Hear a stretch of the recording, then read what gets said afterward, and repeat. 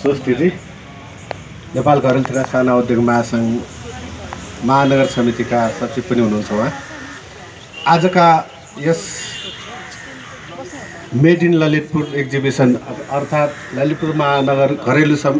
प्रदर्शनीका उद्घाटन समारोहका सभापति एवं नेपाल घरेलु तथा साना उद्योग महासङ्घ ललितपुर महानगर समितिका सभापति श्री शैलेन्द्र श्रेष्ठज्यू, त्यस्तै आजका प्रमुख अतिथि ललितपुर महानगरपालिकाका प्रमुखज्यू श्री चिरबाबु महर्जनज्यू, त्यस्तै नेपाल घरेलु तथा साना उद्योग महासङ्घ केन्द्रीय कार्यालयका अध्यक्षज्यू नेपाल घरेलु तथा साना उद्योग महासङ्घका अध्यक्षज्यू एवं यस कार्यक्रमका विशेष अतिथिज्यू, त्यस्तै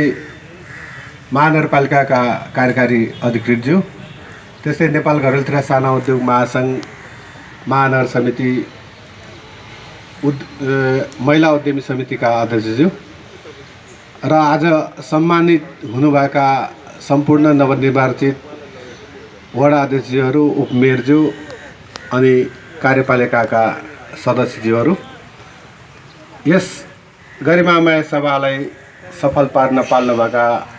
अन्य गण्यमान्य सबै मित्रहरू, नेपाल घरेलु तथा साना उद्योग महासङ्घले विभिन्न चरणमा विभिन्न किसिमले यस्ता प्रवर्धनात्मक कामहरू गर्दै आएको यहाँहरूमा विदितै छ र यसपालि ललितपुर महानगरपालिका र नेपाल घरेलु तथा साना उद्योग महासङ्घ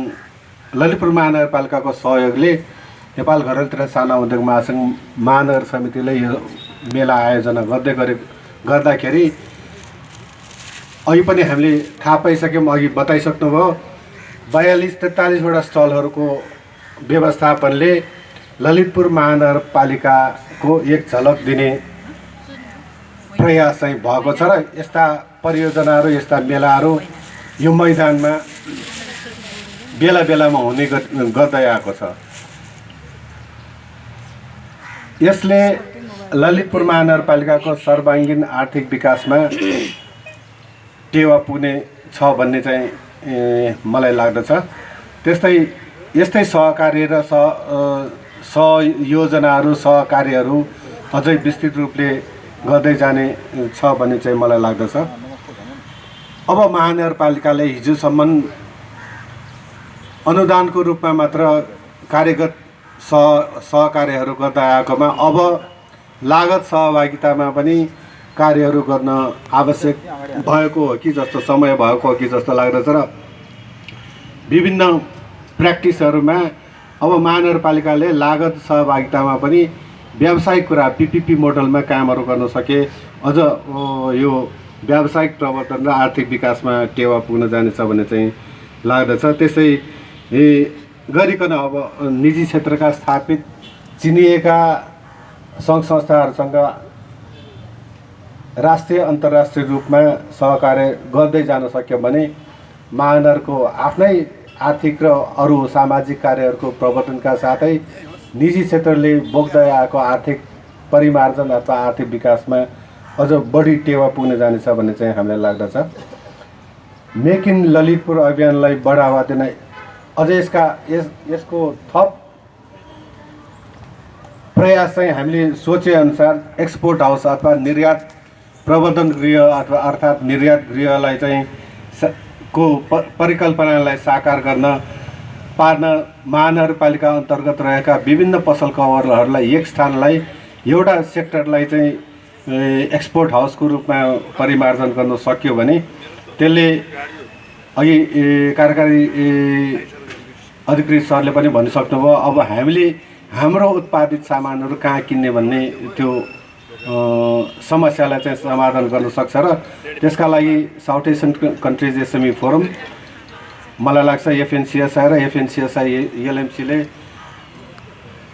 अग्रपङ्क्तिमा रहेर सहकार्य गर्न सक्नेछ र पछिका दिनमा आगामी दिनहरूमा यस विषयमा छलफल गर्दै त्यो परिकल्पनालाई साकार बनाउन हामीसँगै लाग्दा राम्रो हुनेछ भन्ने चाहिँ लाग्छ। त्यस्तै ललितपुर महानगरपालिकामा कार्यरत उद्यमी व्यवसायहरूको मनोबल र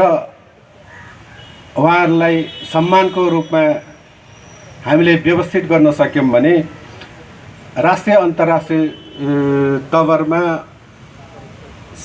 सिआइपी अर्थात् कमर्सियली इम्पोर्टेन्ट पर्सन अथवा आइआइपी इन्डस्ट्रियली इम्पोर्टेन्ट पर्सन भने जस्तै अब हामीले ललितपुर महानगरपालिका पनि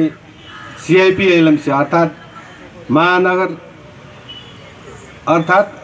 महत्त्वपूर्ण व्यावसायिक महत्त्वपूर्ण व्यक्तित्वहरूको घोषणा गर्दै जाँदाखेरि 10बाट हुन्छ कि 20बाट हुन्छ कि 100बाट हुन्छ यो घोषणा गर्नुपर्ने आवश्यकता भयो र ती सिआइपी एलएमसीहरूले महानगरपालिका अन्तर्गतका निकायहरूमा विशेष सुविधा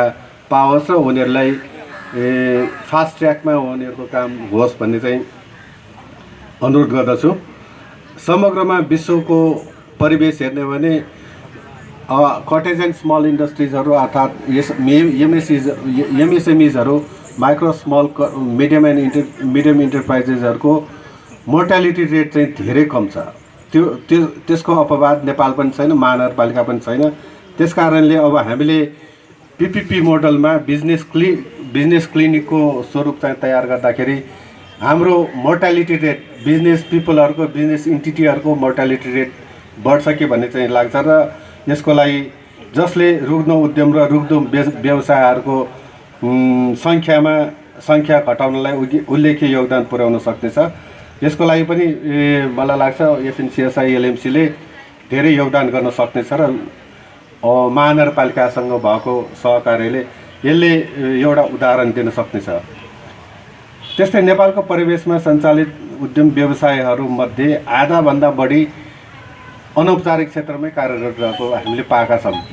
त्यसकारणले अब औपचारिक क्षेत्रमा रहेको र अनौपचारिक क्षेत्रमा रहेको उद्यम व्यवसायको प्रतिस्पर्धा ठिक किसिमले हुँदैन र यी अनौपचारिक क्षेत्रमा रहेका उद्यम व्यवसायहरूलाई औपचारिक क्षेत्रमा ल्याउनलाई चाहिँ महानगरपालिकाले अथवा निजी क्षेत्रका सङ्घ संस्थाहरूले पनि कार्य